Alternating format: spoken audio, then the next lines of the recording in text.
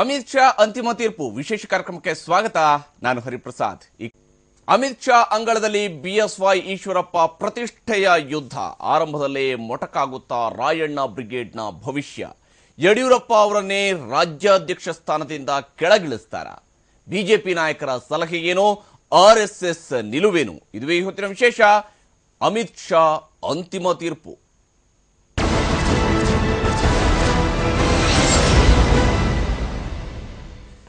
ರಾಜ್ಯ ಬಿಜೆಪಿ ಪಾಲಿಗೆ ಇಂದು ನಿರ್ಣಾಯಕ ದಿನವೆಂದೇ ಹೇಳಲಾಗ್ತಾ ಇದೆ. ಯಾಕಂದ್ರೆ ಇಂದು ಸಂಜೆ 7 ಗಂಟೆಗೆ ಬಿಜೆಪಿ ರಾಷ್ಟ್ರೀಯ ಅಧ್ಯಕ್ಷ ಅಮಿತ್ ಶಾ ನಿವಾಸದಲ್ಲಿ ಮಹತ್ವದ ಸಭೆ ನಡೆಯಲಿದೆ.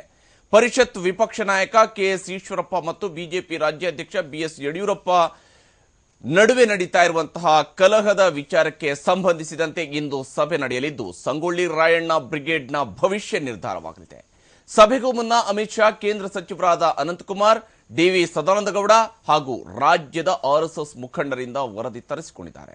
ಆ ವರದಿಯಲ್ಲಿ ಏನಿದೆ? ಯಡಿಯೂರಪ್ಪ ಮತ್ತು ಈಶ್ವರಪ್ಪ ಮಂಡಿಸಲಿರುವ ವಾದಗಳೇನು? ಅಮಿತ್ ಶಾ ಯಾವ ತೀರ್ಪು ನೀಡಬಹುದು ಅನ್ನೋದು ಕೂಡ ತೀವ್ರ ಕುತೂಹಲ ಕೆರಳಿಸಿದೆ. ಟಿವಿ9ಗೆ ಉನ್ನತ ಮೂಲಗಳಿಂದ ಈ ಬಗ್ಗೆ ಮಾಹಿತಿ ದೊರೆತಿದ್ದು, ಇದರ ಸಂಪೂರ್ಣ ವಿವರವನ್ನ ನಾವೀಗ ನಿಮಗೆ ತೋರಿಸ್ತೀವಿ.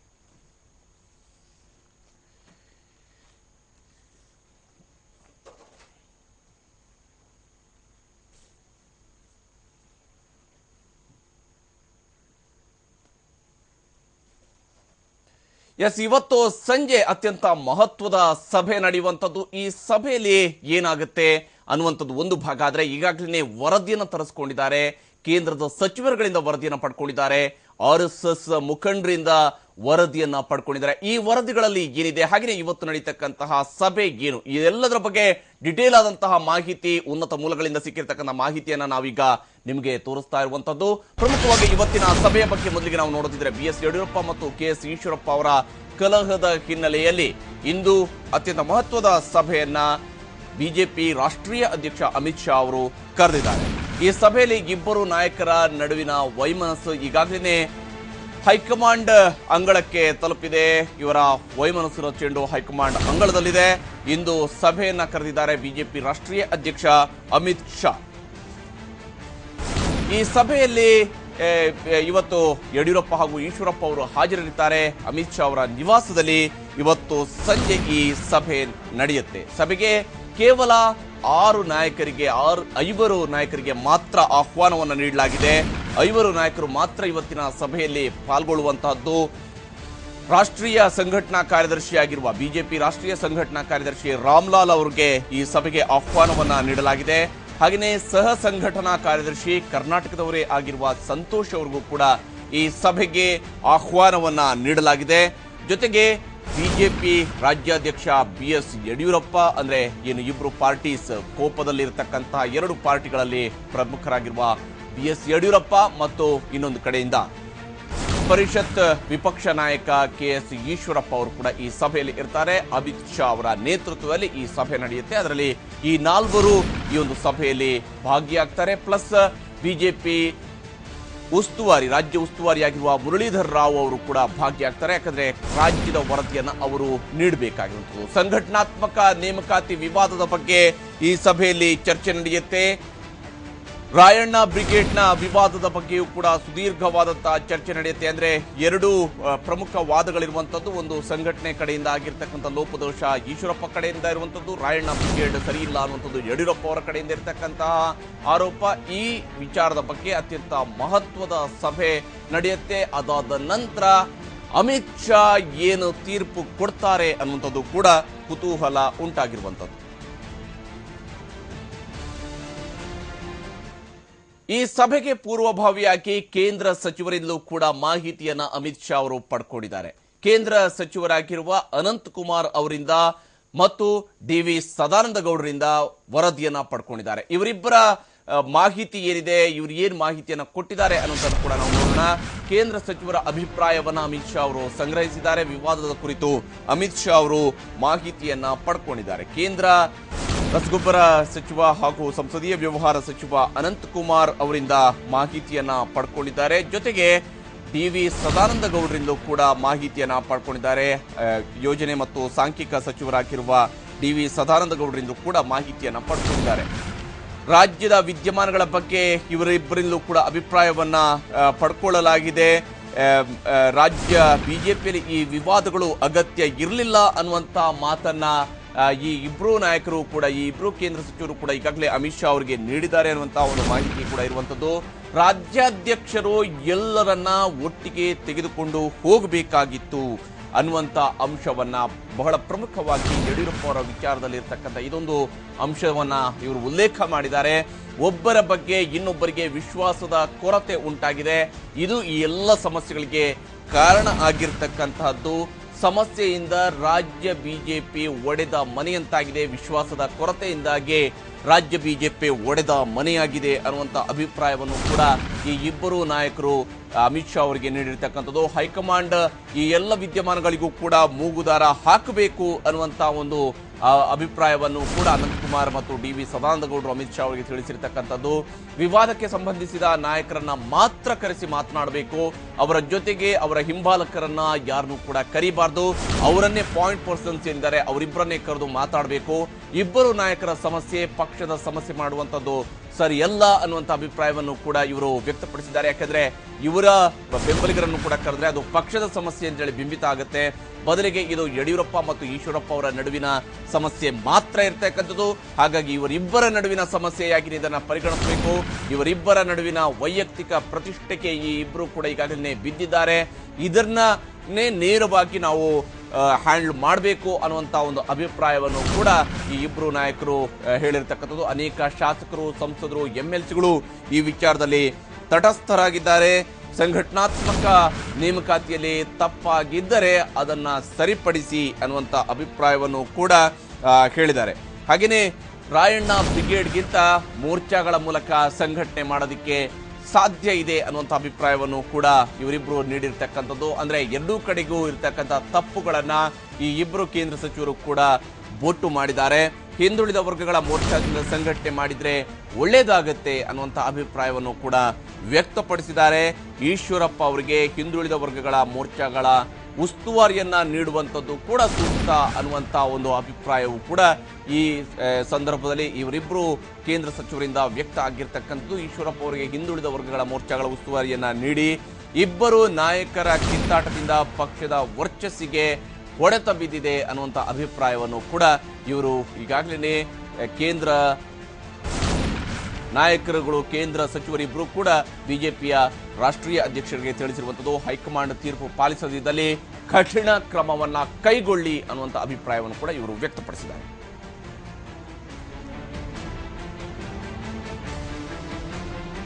ಹೈಕಮಾಂಡ್ ನೀಡತಕ್ಕಂಥ ಇವತ್ತೇನು ನಿರ್ದೇಶನವನ್ನ ಕೊಡುತ್ತೋ ಅದನ್ನ ಇವರಿಬ್ರು ಯಾರೇ ಪಾಲಿಸದಿದ್ರು, ಯಡಿಯೂರಪ್ಪ ಆಗ್ಲಿ ಈಶ್ವರಪ್ಪ ಆಗ್ಲಿ ಅದನ್ನ ಪಾಲಿಸದೇ ಇದ್ರೆ, ನೀವು ಹೇಳಿದಂತೆ ನಡೆದುಕೊಳ್ತಾ ಇದ್ರೆ ಅವರ ವಿರುದ್ಧ ಕಠಿಣ ಕ್ರಮ ಕೈಗೊಳ್ಳಿ ಅನ್ನುವಂಥ ಅಭಿಪ್ರಾಯವನ್ನು ಕೂಡ ಈ ಇಬ್ಬರು ಕೇಂದ್ರ ಸಚಿವರು ನೀಡಿರುವಂಥದ್ದು. ಟಿವಿ9ಗೆ ಉನ್ನತ ಮೂಲಗಳಿಂದ ಮಾಹಿತಿ ಲಭ್ಯ ಆಗಿದೆ.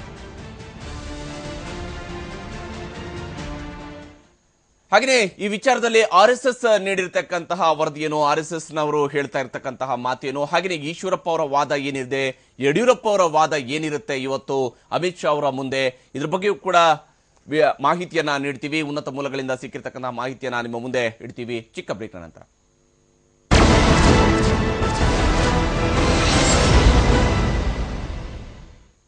ಅಮಿತ್ ಶಾ ಅಂತಿಮ ತೀರ್ಪು ಕಾರ್ಯಕ್ರಮಕ್ಕೆ ಮತ್ತೊಮ್ಮೆ ಸ್ವಾಗತ. ಈಗಾಗಲೇ ಯಾವ ರೀತಿಯಾಗಿ ಕೇಂದ್ರ ಸಚಿವರುಗಳು ಮಾಹಿತಿಯನ್ನ ನೀಡಿದ್ದಾರೆ ಅನ್ನೋದನ್ನ ನೋಡಿದ್ವಿ. ಹಾಗೇನೆ ರಾಜ್ಯ RSS ನಾಯಕರಿಂದಲೂ ಕೂಡ ಮಾಹಿತಿಯನ್ನ ಪಡ್ಕೊಳ್ಳಲಾಗಿದೆ. RSS ನಾಯಕರು ನೀಡಿರ್ತಕ್ಕಂತಹ ವರದಿ ಏನಿದೆ ಅಮಿತ್ ಶಾ ಅವರಿಗೆ ಅನ್ನೋದನ್ನು ಕೂಡ ನೋಡೋಣ. ರಾಜ್ಯ ಪ್ರಮುಖ RSS ನಾಯಕರಿಂದಲೂ ಕೂಡ, RSS ನ ಮುಖಂಡರಿಂದಲೂ ಕೂಡ ವರದಿಯನ್ನ ಅಮಿತ್ ಶಾ ಅವರು ಪಡ್ಕೊಂಡಿದ್ದಾರೆ. ವರದಿಯನ್ನ ತರಿಸ್ಕೊಂಡಿದ್ದಾರೆ ಬಿಜೆಪಿ ರಾಷ್ಟ್ರೀಯ ಅಧ್ಯಕ್ಷ ಅಮಿತ್ ಶಾ. ರಾಜ್ಯ ಬಿಜೆಪಿಯಲ್ಲಿ ಎದ್ದಿರ್ತಕ್ಕಂಥ ಯಡಿಯೂರಪ್ಪ ಮತ್ತು ಈಶ್ವರಪ್ಪ ಅವರ ನಡುವೆ ನಡೀತಾ ಇರತಕ್ಕಂಥ ಈ ಒಂದು ಏನು ಜಗಳ ಏನಿದೆ, ಇದಕ್ಕೆ ಸಂಬಂಧಪಟ್ಟಂತೆ ಅನವಶ್ಯಕ ವಿವಾದಗಳು ಎದ್ದಿವೆ ರಾಜ್ಯ ಬಿಜೆಪಿಯಲ್ಲಿ ಅನ್ನುವಂತಹ ಪ್ರಮುಖ ಅಂಶವನ್ನ RSS ನಾಯಕರು ಅಮಿತ್ ಶಾ ಅವರಿಗೆ ನೀಡಿರ್ತಕ್ಕಂಥದ್ದು. ರಾಜ್ಯ ಬಿಜೆಪಿಯಲ್ಲಿ ಅನವಶ್ಯಕ ವಿವಾದಗಳು ಎದ್ದಿವೆ, ಐಕ್ಯತೆಯ ಸಮಸ್ಯೆಯೇ ಈ ವಿವಾದಗಳಿಗೆ ಮೂಲ ಕಾರಣ ಅನ್ನುವಂಥ ಅಂಶವನ್ನು ಕೂಡ ಇವರು ಹೇಳಿರ್ತಕ್ಕಂಥದ್ದು. ಕೇಂದ್ರ ಸಚಿವರು ಹೇಳಿರುವಂಥದ್ದು ಪರಸ್ಪರ ವಿಶ್ವಾಸದ ಕೊರತೆ ಇದೆ ಅನ್ನುವಂಥದ್ದು. ಅದೇ ಲೈನ್ನಲ್ಲಿ ಬಹುತೇಕ ಇವರು ಕೂಡ ಕೊಟ್ಟಿರುವಂಥದ್ದು ಐಕ್ಯತೆಯ ಕೊರತೆ ಇದೆ, ಸಮಸ್ಯೆ ಮುಂದುವರೆದಿದ್ರೆ ಚುನಾವಣಾ ಹೊಸ್ತಿರಲ್ಲಿ ದೊಡ್ಡ ಪೆಟ್ಟನ್ನ ಅನುಭವಿಸಬೇಕಾಗುತ್ತೆ, ಹೊಡೆತವನ್ನ ತಿನ್ನಬೇಕಾಗುತ್ತೆ ಅನ್ನುವಂತ ಒಂದು ಎಚ್ಚರಿಕೆಯ ಮಾತನ್ನು ಕೂಡ RSS ನಾಯಕರು ನೀಡಿದ್ದಾರೆ. ಬ್ರಿಗೇಡ್ಗಿಂತ ಬಿಜೆಪಿ ಮೋರ್ಚಾ ಮೂಲಕ ಸಂಘಟನೆ ಅತ್ಯಗತ್ಯ ಅನ್ನುವಂಥ ಅಂಶವನ್ನು ಕೂಡ ಇದೇ ಸಂದರ್ಭದಲ್ಲಿ RSS ನಾಯಕರು ಉಲ್ಲೇಖ ಮಾಡಿರ್ತಕ್ಕಂಥದ್ದು. ಮತ್ತು ಯಡಿಯೂರಪ್ಪ ನಾಯಕರನ್ನ ಒಟ್ಟಾಗಿ ಕರ್ಕೊಂಡು ಹೋಗಬೇಕು ಅನ್ನುವಂಥ ಅಂಶವನ್ನು ಕೂಡ ಹೇಳಿದ್ದಾರೆ. ಹೇಗೆ ಬ್ರಿಗೇಡ್ ಅವಶ್ಯಕತೆ ಇಲ್ಲ, ಮೋರ್ಚಾದ ಮೂಲಕ ಇದನ್ನು ಮಾಡಿಸಿ ಅಂತ ಹೇಳ್ತಾರೋ ಅದೇ ರೀತಿಯಾಗಿ ಯಡಿಯೂರಪ್ಪ ಅವರು ಕೂಡ ಎಲ್ಲರನ್ನ ಜೊತೆಯಾಗಿ ಕರ್ಕೊಂಡು ಹೋಗಬೇಕು. ಆದರೆ ಸದ್ಯ ರಾಜ್ಯ ಬಿಜೆಪಿಲಿ ಇದು ನಡೀತಾ ಇಲ್ಲ. ಎಲ್ಲರನ್ನ ಜೊತೆಯಾಗಿ ತೆಗೆದುಕೊಂಡು ಹೋಗ್ತಕ್ಕಂಥ ಕೆಲಸವನ್ನ BS ಯಡಿಯೂರಪ್ಪ ಅವರು ಮಾಡ್ತಾ ಇಲ್ಲ ಅನ್ನುವಂಥ ಅಂಶವನ್ನು ಕೂಡ ಹೇಳ್ತಾ ಇದ್ದಾರೆ. ಪರಿಸ್ಥಿತಿ ಹೀಗೆ ಮುಂದುವರೆದರೆ ಕ್ರಮ ಕೈಗೊಳ್ಳಬೇಕಾಗುತ್ತೆ ಅನ್ನುವಂಥ ಅಂಶವನ್ನು ಕೂಡ ಇವರು ಉಲ್ಲೇಖ ಮಾಡಿದ್ದಾರೆ. ಮತ್ತು ಯಡಿಯೂರಪ್ಪ ಅವರನ್ನ CM ಅಭ್ಯರ್ಥಿ ಅಂತ ನೀವು ಘೋಷಣೆ ಮಾಡಬೇಕು ಅನ್ನುವಂಥ ಅಂಶವನ್ನು ಕೂಡ ಅವರು ಹೇಳಿರ್ತಕ್ಕಂಥದ್ದು. ಅವರನ್ನ CM ಅಭ್ಯರ್ಥಿ ಅಂತ ಹೇಳಿ ಘೋಷಣೆ ಮಾಡಿ ಅವರೇನೇ ಅಧ್ಯಕ್ಷರಾಗಿರೋದು ಬೇಡ, ಎಲ್ಲ ನಾಯಕರನ್ನ ಒಟ್ಟಿಗೆ ಕರ್ಕೊಂಡು ಹೋಗುವಂತವರನ್ನ ಅಧ್ಯಕ್ಷರನ್ನಾಗಿ ಮಾಡಿ ಯಡಿಯೂರಪ್ಪ ಅವರಿಗೆ ಎಲ್ಲರನ್ನ ಜೊತೆಗೆ ಕರ್ಕೊಂಡು ಹೋಗೋಕ್ಕೆ ಆಗ್ತಾ ಇಲ್ಲ ಅಂತೇಳಿ ನಮಗೆ ಭಾಸ ಆಗ್ತಾ ಇದೆ. ಹೀಗಾಗಿ ಅವರನ್ನ CM ಅಭ್ಯರ್ಥಿ ಅಂತೇಳಿ ಘೋಷಣೆ ಮಾಡಿ ಹೊಸದಾಗಿ ಇನ್ನೋರ್ವರನ್ನ ರಾಜ್ಯಾಧ್ಯಕ್ಷರನ್ನಾಗಿ ಮಾಡುವ ಬಗ್ಗೆಯೂ ಕೂಡ ಬಿಜೆಪಿ ಚಿಂತನೆಯನ್ನ ನಡೆಸಬೇಕು. ಆ ಮೂಲಕ ಎಲ್ಲರನ್ನು ಒಗ್ಗಟ್ಟಾಗಿ ಕರ್ಕೊಂಡು ಹೋಗಬೇಕು, ಎಲ್ಲ ನಾಯಕರನ್ನ ವಿಶ್ವಾಸಕ್ಕೆ ತೆಗೆದುಕೊಂಡು ಹೋಗುವಂತ ಒಂದು ಕ್ರಮವನ್ನ ಕೈಗೊಳ್ಳಬೇಕು ಅನ್ನುವಂತ ಮಾತನ್ನು ಕೂಡ RSS ಮುಖಂಡರು ತಾವು ನೀಡಿರತಕ್ಕಂತ ವರದಿಯಲ್ಲಿ ಉಲ್ಲೇಖ ಮಾಡಿದ್ದಾರೆ. ಈ ರೀತಿಯಾದಂತಹ ಎಲ್ಲ ವರದಿ ಇದ್ರೂ ಕೂಡ ಅತ್ಯಂತ ಪ್ರಮುಖವಾಗಿರ್ತಕ್ಕಂಥ ಈ ಇಬ್ರು ನಾಯಕರ ವಾದ ಏನಿರುತ್ತೆ ಅಂತ ಹೇಳಿ, ಅದರಲ್ಲೂ ಮುಖ್ಯವಾಗಿ ಈಶ್ವರಪ್ಪ ಅವರು ತಮ್ಮ ನಿಲುವನ್ನ, ತಮ್ಮ ಬ್ರಿಗೇಡ್ ಅನ್ನ ಹೇಗೆ ಸಮರ್ಥಿಸಿಕೊಳ್ಳುವವರಿದ್ದಾರೆ ಇವತ್ತಿನ ಈ ಒಂದು ಸಭೆಯಲ್ಲಿ. ಇದರ ಆಧಾರದ ಮೇಲೆ ತೀರ್ಪು ಕೂಡ ನಿರ್ಧಾರ ಆಗುವಂತಹ ಸಾಧ್ಯತೆ ಹೆಚ್ಚಾಗಿದೆ. ಯಾಕಂದ್ರೆ ಎರಡು ಪಾರ್ಟೀಸ್ ವೆರಿ ಇಂಪಾರ್ಟೆಂಟ್ ಆಗಿರುವಂತದ್ದು, ಇಬ್ಬರ ನಡುವೆ ಇರತಕ್ಕಂಥ ಕಲಹ ಮುಖ್ಯ ಆಗಿರ್ತಕ್ಕಂಥ. ಹಾಗಾಗಿ ಈಶ್ವರಪ್ಪ ಅವರ ವಾದ ಏನು ಅನ್ನೋದನ್ನ ನಾವು ನೋಡೋದಿದ್ರೆ, ಈಶ್ವರಪ್ಪ ಅವರು ಇದರಲ್ಲಿ ಹೇಳ್ತಾ ಇರ್ತಕ್ಕಂಥದ್ದು ಅಹಿಂದ ವೋಟ್ಗಳ ಬತ್ತಳಿಕೆ, ಇದು ಬಹಳ ಪ್ರಮುಖವಾಗಿರ್ತಕ್ಕಂಥ ಅಂಶ. ಅಹಿಂದ ವೋಟ್ಗಳು ಇವತ್ತು ರಾಜ್ಯ ಕಾಂಗ್ರೆಸ್ನ ಬಳಿ ಇದೆ ಅನ್ನುವಂಥದ್ರ ಮೂಲಕವಾಗಿ ನೇರವಾಗಿ ವೋಟ್ ಬ್ಯಾಂಕ್ ಮೇಲೆನೆ ಕೈ ಹಾಕುವಂಥದ್ದು, ಅದನ್ನೇ ತಮ್ಮ ವಾದದ ಗುರಾಣಿಯಾಗಿ ಬಳಕೆ ಮಾಡಿಕೊಳ್ತಾರೆ ಇವತ್ತು KS ಈಶ್ವರಪ್ಪ. ಅಹಿಂದ ಕೋಟೆಗೆ ಲಗ್ಗೆ ಇಡಲು ಸಿದ್ದರಾಮಯ್ಯ ಇದುವರೆಗೆ ಬಿಟ್ಟಿರಲಿಲ್ಲ. ಸಿದ್ದರಾಮಯ್ಯ ಅವರ ಜೊತೆಗೆ ಅಹಿಂದ ಕೋಟೆ ಇದೆ, ಅದಕ್ಕೆ ಲಗ್ಗೆ ಇಡೋದಕ್ಕೆ ಅವರು ಬಿಟ್ಟಿರಲಿಲ್ಲ. ಆದರೆ ಈಗ ರಾಯಣ್ಣ ಬ್ರಿಗೇಡ್ ಏನಿದೆ ಇದು ಹಿಂದ ಕೋಟೆಗೆ ಲಗ್ಗೆ ಇಟ್ಟಿದೆ. ಅಹಿಂದದಲ್ಲಿ ಒಡಕಾಗಿ ಅದರಲ್ಲಿರ್ತಕ್ಕಂತಹ ಹಿಂದುಳಿದ ಮತ್ತು ದಲಿತ ವರ್ಗಗಳನ್ನ ಒಗ್ಗೂಡಿಸುವಂತಹ ಆ ಮತವನ್ನ ಸೆಳೆಯುವ ಕಡೆಗೆ ರಾಯಣ್ಣ ಬ್ರಿಗೇಡ್ ಲಗ್ಗೆ ಇಟ್ಟಿದೆ. ಈ ಬೆಳವಣಿಗೆಯಿಂದ ಕಾಂಗ್ರೆಸ್ ನಾಯಕರೇ ಕಂಗಾಲಾಗಿ ಹೋಗಿದ್ದಾರೆ. ನಾವು ಮಾಡ್ತಾ ಇರ್ತಕ್ಕಂಥ ಈ ಸಂಘಟನೆಯನ್ನ ನೋಡಿ ಕಾಂಗ್ರೆಸ್ ನಾಯಕರೇ ಕಂಗಾಲಾಗಿ ಹೋಗಿದ್ದಾರೆ ಅನ್ನುವಂಥ ಅಭಿಪ್ರಾಯವನ್ನು ಕೂಡ ಈಶ್ವರಪ್ಪ ಅವರು ಇವತ್ತು ತಮ್ಮ ವಾದದಲ್ಲಿ ಮಂಡಿಸಬಹುದು. ಹಾಗೆಯೇ ರಾಜ್ಯ ಸರ್ಕಾರ ಶೀಘ್ರವೇ ಜಾತಿ ಆಧಾರಿತವಾಗಿರ್ತಕ್ಕಂಥ ಸಮೀಕ್ಷೆಯನ್ನ ಬಿಡುಗಡೆ ಮಾಡಬಹುದು. ಆ ಜಾತಿ ಆಧಾರಿತ ಆರ್ಥಿಕ ಸಾಮಾಜಿಕ ಸಮೀಕ್ಷೆ ಬಿಡುಗಡೆ ಆದ್ರೆ ಅದರಲ್ಲಿ ಜಾತಿ ಆಧಾರಿತವಾಗಿರ್ತಕ್ಕಂಥ ಆ ಸಮೀಕ್ಷೆಯ ಪ್ರಕಾರ, ಆ ಗಣತಿಯ ಪ್ರಕಾರ, ಜಾತಿ ಗಣತಿಯ ಪ್ರಕಾರ ಅಹಿಂದ ಸಂಖ್ಯೆಯನ್ನು ಒಗ್ಗೂಡಿಸಿದ್ರೆ ಅತಿ ಹೆಚ್ಚು ವೋಟ್ ಅಲ್ಲಿರುತ್ತೆ, ಅತಿ ಹೆಚ್ಚು ಜನಸಂಖ್ಯೆಯು ಕೂಡ ಅವರಲ್ಲಿರುತ್ತೆ. ಇದರ ಹಿನ್ನೆಲೆಯಲ್ಲಿ ಹಿಂದುಳಿದ ಮತ್ತು ದಲಿತ ವರ್ಗದ ನಿರ್ಲಕ್ಷ್ಯ ಮಾಡುವಂಥದ್ದು ಯಾವುದೇ ಕಾರಣಕ್ಕೂ ಸರಿಯಲ್ಲ ಅನ್ನುವಂಥ ಒಂದು ಅಭಿಪ್ರಾಯವನ್ನ ಮಂಡಿಸಬಹುದು. ಜೊತೆಗೇನೆ ಹಿಂದುಳಿದ ಮತ್ತು ದಲಿತರನ್ನ ಟಾರ್ಗೆಟ್ ಮಾಡೋಕ್ಕೆ ಮೋರ್ಚಾದ ಮೂಲಕವಾಗಿ ಹೋದ್ರೂ ಕೂಡ ಅದು ನಮಗೆ ಸಾಧ್ಯ ಆಗೋದಿಲ್ಲ. ಹಿಂದೆ ಸಿದ್ದರಾಮಯ್ಯ ಅಹಿಂದದ ಮೂಲಕ, ಅಹಿಂದ ಸಂಘಟನೆಯ ಮೂಲಕವಾಗಿ ಅಹಿಂದವನ್ನ ಒಗ್ಗೂಡಿಸಿದ್ರು. ಹಾಗಾಗಿ ಈಗ ಹಿಂದವನ್ನು ಒಗ್ಗೂಡಿಸೋದಕ್ಕೆ ಬ್ರಿಗೇಡ್ನ ಅವಶ್ಯಕತೆ ಇರುತ್ತೆ. ಕಾಂಗ್ರೆಸ್ನಿಂದ ಅಹಿಂದ ವರ್ಗಕ್ಕೆ ಏನೂ ಉಪಯೋಗ ಆಗಿಲ್ಲ ಅನ್ನುವಂಥ ಅಂಶವನ್ನು ಕೂಡ ಅವರು ಉಲ್ಲೇಖ ಮಾಡಬಹುದು. ಮತ್ತು ಇದನ್ನ ಸಮಾಜದ ಸ್ವಾಮೀಜಿಗಳೇ ಬಹಿರಂಗವಾಗಿ ಘೋಷಣೆ ಮಾಡಿದ್ದಾರೆ. ಅಹಿಂದಕ್ಕೆ ಯಾವುದೇ ಅನುಕೂಲವನ್ನ ಮಾಡಿಕೊಟ್ಟಿಲ್ಲ ಸಿದ್ದರಾಮಯ್ಯ ಅನ್ನುವಂತಹದ್ದು. ಹೀಗಾಗಿ ನಾನು ಇದನ್ನ ಟಾರ್ಗೆಟ್ ಮಾಡ್ತಾ ಇದ್ದೀನಿ. ಈ ಹಿಂದವನ್ನ ಈಗ ನಾನು ನನ್ನ ಹಿಂದೆ ತೆಗೆದುಕೊಂಡು ಬರುವಂತ ಕೆಲಸವನ್ನ ಮಾಡ್ತಾ ಇದ್ದೀನಿ. ಬಿಜೆಪಿ ಲಾಂಛನದ ಕಾರ್ಯಕ್ರಮಕ್ಕೆ ಸ್ವಾಮೀಜಿಗಳು ಬರೋದಿಲ್ಲ. ಹೀಗಾಗಿ ಮೋರ್ಚಾದ ಮೂಲಕ ನೀವು ಮಾಡಿ ಅಂತ ಹೇಳಿದ್ರೆ ಅದು ಕಷ್ಟ ಆಗತ್ತೆ. ಸಿದ್ದರಾಮಯ್ಯವರ ಮಾದರಿಯಲ್ಲಿನೇ ಸಿದ್ದರಾಮಯ್ಯ ಪಕ್ಷಗಳನ್ನ ಬಿಟ್ಟು ಅಹಿಂದ ಮಾಡಿದ ರೀತಿಯಲ್ಲಿ ಬ್ರಿಗೇಡ್ ಅನ್ನ ಮಾಡಬೇಕಾಗಬಹುದು ಅನ್ನುವಂತ ಒಂದು ಪ್ರಮುಖ ಅಭಿಪ್ರಾಯವನ್ನು ಅವರು ಮಂಡಿಸಬಹುದು. ಕಾರ್ಯಕ್ರಮಗಳು ಬಿಜೆಪಿಗಾಗಿಯೇ ಹೊರತು ವೈಯಕ್ತಿಕವಲ್ಲ. ನಾನು ಏನು ಬ್ರಿಗೇಡ್ ಕಟ್ತಾ ಇದ್ದೀನಿ ಇದು ಎಲ್ಲವೂ ಕೂಡ ಬಿಜೆಪಿಗಾಗಿಯೇ ಹೊರತು ವೈಯಕ್ತಿಕವಾಗಿ ಅಲ್ಲ, ನನ್ನ ವೈಯಕ್ತಿಕ ಲಾಭಕ್ಕೂ ಅಲ್ಲ. ಯಡಿಯೂರಪ್ಪ ಅವರೇ ನಮ್ಮ ಮುಂದಿನ CM ಎಂದು ಘೋಷಣೆಯನ್ನ ನಾನೂ ಮಾಡಿದ್ದೀನಿ, ನಾನು ಬಹಿರಂಗವಾಗಿ ಹೇಳಿದ್ದೀನಿ. ನೀವು ಕೂಡ ಅದನ್ನ ಮತ್ತೊಮ್ಮೆ ಸ್ಪಷ್ಟಪಡಿಸಬೇಕು. ಅದನ್ನ ಬಿಜೆಪಿ ಅಧಿಕೃತವಾಗಿ ಘೋಷಣೆಯನ್ನ ಮಾಡಬೇಕು. ತಾವೇ ಬ್ರಿಗೇಡ್ ಸಮಾವೇಶದಲ್ಲೂ ಕೂಡ ಇದನ್ನ ಘೋಷಣೆ ಮಾಡಿದ್ದೀನಿ ಅನ್ನುವಂಥ ಉಲ್ಲೇಖವನ್ನು ಕೂಡ ಅವರು ಮಾಡಬಹುದು. ಹಾಗೇನೆ ಇದು ಬ್ರಿಗೇಡ್ ಪರವಾಗಿರ್ತಕ್ಕಂಥ ಅವರ ವಾದ ಆಗಿದ್ರೆ ಇನ್ನು ಯಡಿಯೂರಪ್ಪ ಅವ್ರನ್ನ ಟಾರ್ಗೆಟ್ ಮಾಡಿಯೂ ಕೂಡ ಕೆಲ ಅಂಶಗಳನ್ನ ಈಶ್ವರಪ್ಪ ಅವರು ಹೇಳ್ಬೋದು. ಆದ್ರೂ ನಾನು ಇಷ್ಟೆಲ್ಲ ಅವರನ್ನ ಘೋಷಣೆ ಮಾಡಿದ್ರು ಕೂಡ ಯಡಿಯೂರಪ್ಪ ನನ್ನನ್ನ ವಿಲನ್ ರೀತಿಯಲ್ಲಿ ನೋಡ್ತಾ ಇದ್ದಾರೆ, ನನ್ನನ್ನ ಖಳನಾಯಕನ ರೀತಿಯಲ್ಲಿ ಅವರು ನೋಡ್ತಾ ಇದ್ದಾರೆ ಅನ್ನುವಂತಹ ರೀತಿಯಲ್ಲಿ ಅವರು ವಾದವನ್ನು ಮಂಡಿಸಬಹುದು. ಬ್ರಿಗೇಡ್ ನಾಯಕರನ್ನ ಕೂಡ ಈಗಾಗಲೇ ಅಮಾನತು ಮಾಡಿದ್ದಾರೆ ಯಡಿಯೂರಪ್ಪ. ಬ್ರಿಗೇಡ್ನ ಚಟುವಟಿಕೆಗಳಲ್ಲಿ ಪಾಲ್ಗೊಂಡಿರ್ತಕ್ಕಂಥ ನಾಯಕರನ್ನ ಅಮಾನತುಗೊಳಿಸುವ ಕೆಲಸವನ್ನು ಮಾಡಿದ್ದಾರೆ. ಪಕ್ಷದ ಸ್ಥಾನಗಳ ನೇಮಕಾತಿ BSY ಅವರ ಮನೆಯಲ್ಲಿ ನಡೀತಾ ಇದೆ, ಪಕ್ಷದ ಕಚೇರಿಯಲ್ಲಿ ನಡೀತಾ ಇಲ್ಲ, ಪಕ್ಷದ ಶಿಸ್ತು ಉಳಿದಿಲ್ಲ, ಪಕ್ಷದ ಕಚೇರಿಯಲ್ಲಿ ಸ್ಥಾನಗಳ ನೇಮಕಾತಿ ನಡೀತಾ ಇಲ್ಲ. ಪಕ್ಷಕ್ಕೆ ಇಷ್ಟು ದೊಡ್ಡ ಕಚೇರಿ ಇದ್ದಾಗಲೂ ಕೂಡ ಅಲ್ಲಿ ಯಾವುದೇ ಸಭೆ ನಡೆಯೋದಿಲ್ಲ, ಬದಲಿಗೆ ಯಡಿಯೂರಪ್ಪ ಅವರ ಮನೆಯಲ್ಲೇ ಎಲ್ಲ ನಿರ್ಧಾರ ಆಗುತ್ತೆ. ಪ್ರಮುಖರ ಸಭೆಯಲ್ಲಿ ಎಲ್ಲವನ್ನ ಸರಿ ಮಾಡ್ತೇನೆ ಅಂತ ಯಡಿಯೂರಪ್ಪ ಅವರು ಹೇಳ್ಕೊಂಡಿದ್ರು ಹಿಂದೆ ಕರೆದಿದ್ದಂತಹ ಪ್ರಮುಖರ ಸಭೆಯಲ್ಲಿ. ಆದರೆ ಯಡಿಯೂರಪ್ಪ ಅವರು ಮಾತು ತಪ್ಪಿದ್ದಾರೆ, ಅವರು ಕೊಟ್ಟಿದ್ದಂತಹ ಮಾತನ್ನ ಉಳಿಸ್ಕೊಂಡಿಲ್ಲ ಅನ್ನುವಂತಹ ವಾದವನ್ನು ಕೂಡ ಈಶ್ವರಪ್ಪ ಅವರು ಮಂಡಿಸಬಹುದು. ಈ ಹಿನ್ನೆಲೆಯಲ್ಲಿ ನಮಗೆ ನೀವೇ ನ್ಯಾಯ ಕೊಡಿಸಬೇಕು ಅನ್ನುವಂಥ ಒಂದು ಅಪೀಲನ್ನು ಕೂಡ ಅಮಿತ್ ಶಾ ಅವರಿಗೆ ಮಾಡಬಹುದು. ಇಲ್ಲಿ ಅಗ್ರೆಸಿವ್ ಆಗೋದಕ್ಕಿಂತ ಹೆಚ್ಚಾಗಿ ಚಾಣಾಕ್ಷತನದ ಮಾತುಗಳ ಮೂಲಕವಾಗಿ ಅಮಿತ್ ಶಾ ಅವರನ್ನ ಒಪ್ಪಿಸುವಂತ ಕೆಲಸವನ್ನ ಮಾಡಬೇಕಾಗತ್ತೆ.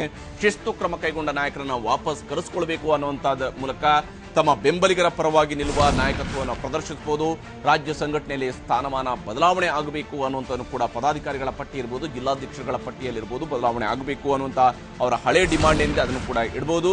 ಪಕ್ಷದ ಕೋರ್ ಕಮಿಟಿಯಲ್ಲಿ ಎಲ್ಲ ನಿರ್ಧಾರವಾಗುವಂತೆ ಸೂಚಿಸಿ ಅನ್ನುವಂಥ ವಾದವನ್ನ ಈಶ್ವರಪ್ಪ ಅವರು ಮಾಡಬಹುದು. ಆದರೆ ಈಶ್ವರಪ್ಪ ಅವರು ಇದೆಲ್ಲವನ್ನು ಕೂಡ ಅಷ್ಟೇ ಸಮರ್ಥವಾಗಿ ಕಮ್ಯುನಿಕೇಟ್ ಮಾಡೋದಕ್ಕೆ ಸಾಧ್ಯ ಆಗುತ್ತಾ ಅಥವಾ ಇಲ್ವಾ ಅನ್ನುವಂಥದ್ದು ಪ್ರಶ್ನೆಯಾಗಿರುವಂಥದ್ದು. ಮತ್ತು ಇಲ್ಲಿ ಅಗ್ರೆಸಿವ್ ಆಗಿ ಹೇಳೋದಕ್ಕಿಂತ ಅಟ್ಯಾಕಿಂಗ್ ಬದಲಿಗೆ ಹೆಚ್ಚು ಅವರು ಸಮಾಧಾನಕರವಾಗಿ ಇವತ್ತು ವಾದವನ್ನು ಮಂಡಿಸ್ತಾರೆ.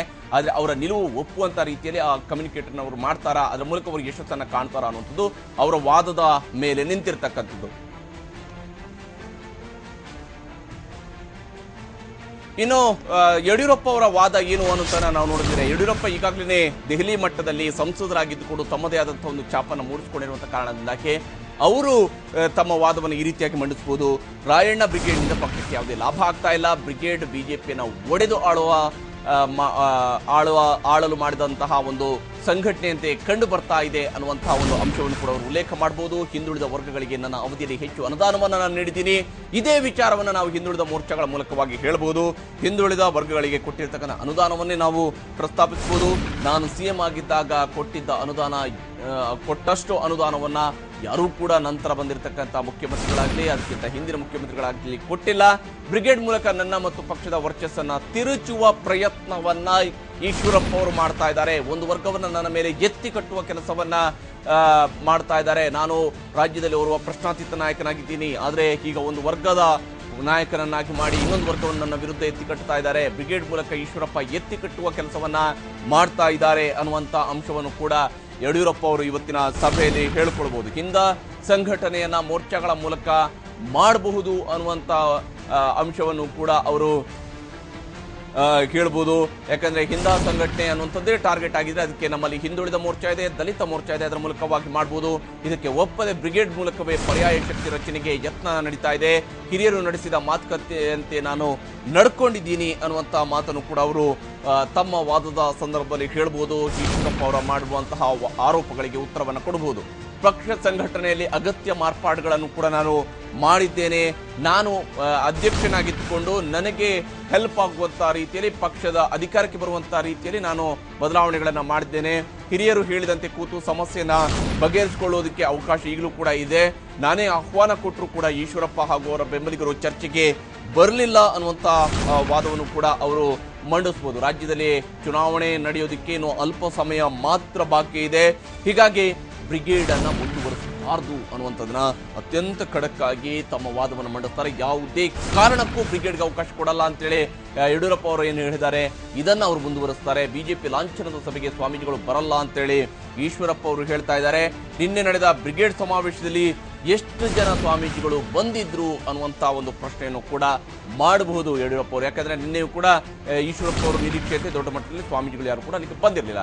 ಈ ಬಗ್ಗೆ ಈಶ್ವರಪ್ಪ ಅವರನ್ನೇ ನೀವು ಕೇಳಬಹುದು ಅನ್ನುವಂಥ ವಾದವನ್ನು ಕೂಡ ಅವರು ಮನವಿ ಮಾಡಬಹುದು.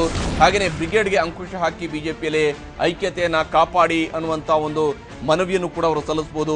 ಮಿಷನ್ 150 ದೃಷ್ಟಿಯಿಂದ ಈಶ್ವರಪ್ಪಗೆ ಈ ಒಂದು ತಾಕೀತನ್ನ ಮಾಡಬೇಕು, ಬ್ರಿಗೇಡ್ನ ಚಟುವಟಿಕೆಯನ್ನ ಮುಗಿಸಬೇಕು, ಬದಲಿಗೆ ನಮ್ಮ ಜೊತೆಗೆ ಅವರು ಐಕ್ಯತೆಯಿಂದ ಕೆಲಸ ಮಾಡಬೇಕು, ಇದಕ್ಕೆ ಅವರಿಗೆ ತಾಕೀತು ಮಾಡಿ, ಹಾಗೆ ರಾಯಣ್ಣ ಬ್ರಿಗೇಡ್ನಲ್ಲಿ ಪಾಲ್ಗೊಳ್ಳದಂತೆ ತಾಕೀತು ಮಾಡಿ ಅನ್ನುವಂಥ ಒಂದು ಒತ್ತಾಯವನ್ನು ಕೂಡ ಯಡಿಯೂರಪ್ಪ ಈ ಸಂದರ್ಭದಲ್ಲಿ ಮಾಡಬಹುದು.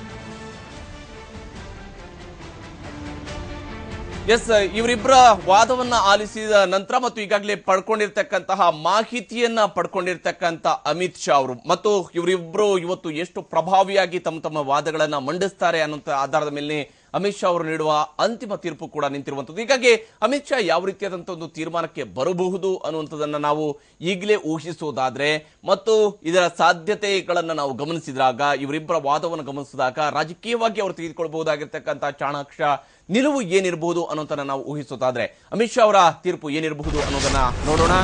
ರಾಯಣ್ಣ ಬ್ರಿಗೇಡ್ನಲ್ಲಿ ಈಶ್ವರಪ್ಪ ಪಾಲ್ಗೊಳ್ಳದಂತೆ ಅವರು ತಾಕೀತು ಮಾಡಬಹುದು. ಯಾಕಂದ್ರೆ ಪಕ್ಷ ಮುಖ್ಯ, ಪಕ್ಷದ ಹೊರತಾಗಿ ಇತರೆ ಸಂಘಟನೆಗಳ ಅವಶ್ಯಕತೆ ಪಕ್ಷಕ್ಕೆ ಇಲ್ಲ.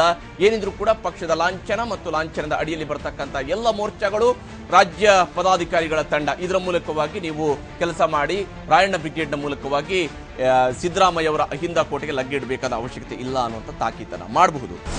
ಬಿಜೆಪಿ ಹಿಂದುಳಿದ ವರ್ಗಗಳ ಮೋರ್ಚಾದ ಉಸ್ತುವಾರಿಯನ್ನ ಈಶ್ವರಪ್ಪ ಅವರ ಹೆಗಲಿಗೆ ವರ್ಗಾಯಿಸಬಹುದು. ಈ ಹಿಂದುಳಿದ ವರ್ಗಗಳು ಮತ್ತು ದಲಿತ ಮೋರ್ಚಾ ಅನ್ನುವಂಥ 2 ಮೋರ್ಚಾಗಳಿದ್ದಾವೆ. ಇವುಗಳ ಒಟ್ಟು ಜವಾಬ್ದಾರಿಯನ್ನ ಎಸ್ಸಿ ಎಸ್ಟಿ ಮೋರ್ಚಾಗಳು, ಇವುಗಳನ್ನೆಲ್ಲದರ ಜವಾಬ್ದಾರಿಯನ್ನ ಅಮಿತ್ ಶಾ ಅವರು ಈಶ್ವರಪ್ಪ ಅವರ ಹೆಗಲಿಗೆ ವಹಿಸಬಹುದು. ಆ ಮೂಲಕ ಅವರ ವಿಶ್ವಾಸವನ್ನು ಪಡ್ಕೊಳ್ಬಹುದು. ಎಲ್ಲರನ್ನ ವಿಶ್ವಾಸಕ್ಕೆ ತೆಗೆದುಕೊಳ್ಳುವಂತೆ ಯಡಿಯೂರಪ್ಪ ಅವರಿಗೆ ಸೂಚನೆಯನ್ನು ಕೂಡ ಅವರು ನೀಡುವಂತಹ ಸಾಧ್ಯತೆ ಇದೆ. ಅದರ ಜೊತೆಗೇನೆ ಯಡಿಯೂರಪ್ಪ ಅವರಿಗೆ ಒಂದಷ್ಟು ಪದಾಧಿಕಾರಿಗಳ ಪಟ್ಟಿಯಲ್ಲೂ ಕೂಡ ಬದಲಾವಣೆ ಮಾಡ್ಕೊಳ್ಳೋದಕ್ಕೆ ಸೂಚನೆಯನ್ನು ಕೂಡ ನೀಡಬಹುದು. ಯಾಕಂದ್ರೆ ಚುನಾವಣೆಗೆ ಇನ್ನೂ ಒಂದು ಕಾಲು ವರ್ಷ ಇರೋದ್ರಿಂದಾಗಿ ಈ ಹಂತದಲ್ಲಿ ನೀವು ಬದಲಾವಣೆಯನ್ನು ಮಾಡ್ಕೊಳ್ಳಿ ಅನ್ನುವಂಥ ಸೂಚನೆಯನ್ನು ಕೊಡ್ಬೋದು. ನೇಮಕಾತಿ ಕುರಿತ ಲೋಪದೋಷ ಸರಿಪಡಿಸೋದಕ್ಕೂ ಕೂಡ BSYಗೆ ಸೂಚನೆಯನ್ನು ಕೊಡ್ಬೋದು. ಚುನಾವಣೆಗೆ ಟಿಕೆಟ್ ಘೋಷಣೆಯನ್ನ ಕೇಂದ್ರ ಚುನಾವಣಾ ಸಮಿತಿಯ ಹೆಗಲಿಗೆ ಹಾಕೊಳ್ತಾರೆ. ಅದು ಬಿಜೆಪಿ ಮಾಮೂಲಿಯಾಗಿ ಮಾಡ್ಕೊಳ್ತಕ್ಕಂಥದ್ದು ಅದೇ ರೀತಿಯಾಗಿರುತ್ತೆ. ಆದರೆ ಏನೇ ರಾಜ್ಯದಿಂದ ಒಂದು ಪಟ್ಟಿಯನ್ನು ಕಳಿಸಿದ್ರು ಕೂಡ ಅಂತಿಮವಾಗಿ ಕೇಂದ್ರ ಚುನಾವಣಾ ಸಮಿತಿ ಘೋಷಣೆಯನ್ನ ಮಾಡುತ್ತೆ. ಅದರ ಜವಾಬ್ದಾರಿ ನಮಗೆ ಬಿಟ್ಬಿಡಿ ಅನ್ನುವಂಥದ್ದನ್ನು ಕೂಡ ಅವರು ಕೇಳ್ಕೊಳ್ಬಹುದು. ಟಿಕೆಟ್ ನೀಡುವ ಅಂತಿಮ ಹಕ್ಕು ರಾಜ್ಯ ಘಟಕಕ್ಕಿಲ್ಲ ಅನ್ನುವಂಥದ್ದನ್ನ ಘೋಷಣೆಯನ್ನ ಮಾಡ್ತಾರೆ. ಯಡಿಯೂರಪ್ಪ ಅವರು ಯಾರನ್ನೇ ನೀನೇ ಇಲ್ಲಿ ಅಭ್ಯರ್ಥಿ ಅಂತ ಹೇಳಿದ್ರು ಕೂಡ ಅದು ಅವ್ರು ಹೇಳಿದ ತಕ್ಷಣನೇ ಆಗೋದಿಲ್ಲ. ಹಾಗೆ ಈಶ್ವರಪ್ಪ ಅವರು ನೀವೇ ಅಭ್ಯರ್ಥಿ ಅಂತ ಹೇಳಿದ ತಕ್ಷಣ ಆಗೋದಿಲ್ಲ. ಬದಲಿಗೆ ಅದನ್ನ ಕೇಂದ್ರ ಚುನಾವಣಾ ಸಮಿತಿ ತೀರ್ಮಾನವನ್ನ ಕೈಗೊಳ್ಳಬಹುದು. ಪ್ರತಿ ತಿಂಗಳು ರಾಜ್ಯ ಕೋರ್ ಕಮಿಟಿ ಸಭೆಯಲ್ಲಿನೇ ಅಂತಿಮ ನಿರ್ಧಾರಗಳನ್ನ, ಅಂದ್ರೆ ಪಕ್ಷದ ಸಂಘಟನೆಗಳಿಗೆ ಸಂಬಂಧಪಟ್ಟಂತಹ ಅಂತಿಮ ನಿರ್ಧಾರವನ್ನ ಇವರು ರಾಜ್ಯ ಕೋರ್ ಕಮಿಟಿ ಸಭೆಯಲ್ಲಿ ತೀರ್ಮಾನವನ್ನ ಕೈಗೊಳ್ಳಬಹುದು.